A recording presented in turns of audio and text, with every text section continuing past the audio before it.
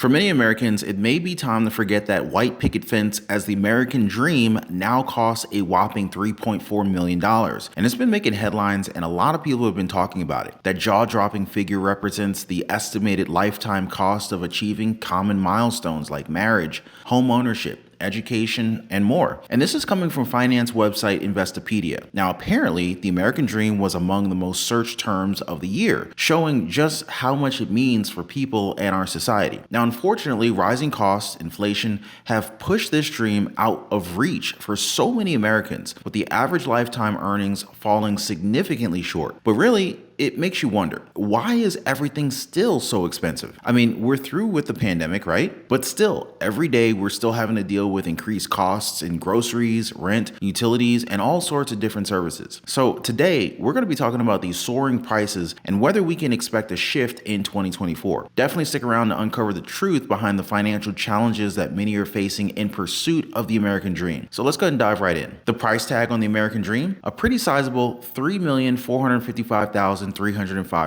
at least according to Investopedia's latest analysis. That's what it takes to navigate through life's major milestones: marriage, raising 2 kids, owning a home, healthcare, cars, and education. Not surprisingly, Investopedia ranked the American dream among its most searched terms last year. And I think we can all pretty much relate. The American dream, it's that big picture concept we often associate with major life events like home and car ownership, marriage, having a family, achieving economic success, maybe even financial freedom. Ultimately, soaring costs have pushed the traditional American dream way out of reach for many people. And just to show you guys, the average lifetime earnings for Americans of all education levels hovers around $2.3 million. Now, this sounds like a lot, but unfortunately, it still falls short, over $1 million short, for the estimated cost of living the American dream. Now, to add to that, a lot of Americans are now having to live paycheck to paycheck. Check this out. The average American says they need to earn $233,000 a year to be financially comfortable.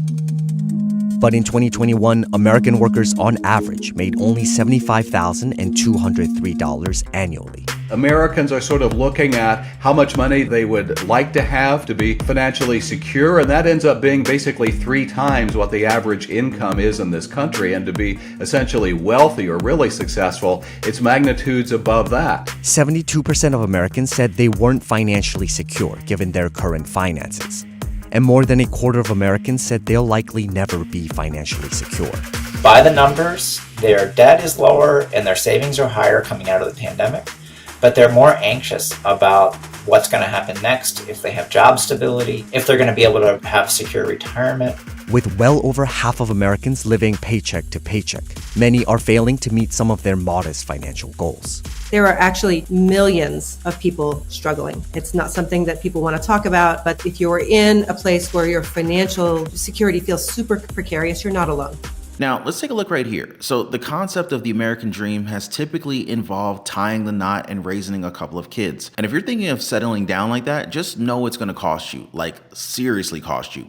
As of 2022, the average cost of saying I do, and of course, let's not forget about the engagement ring, altogether, they cost around $35,800. Now, fast forward to starting a family and the bills start piling up even higher. From hospital expenses to college funds, it's a lot financially, not to mention emotionally and mentally as well. Adding 2 members to your family brings hospital bills averaging $5,708, even with decent insurance, like say a large group health plan. But the real challenge lies ahead. Nurturing 2 children to adulthood, or at least until they turn 18, that incurs an estimated cost of $576,896. A figure that demands careful budgeting and financial planning. Aspiring to send your children to a 4-year in-state college, be prepared to spend around $42,070 per year per child for tuition and room and board. This is why my friends recommend scholarships at this stage. And did you guys see that lifetime cost of health insurance? $934,752, or almost $1 million. I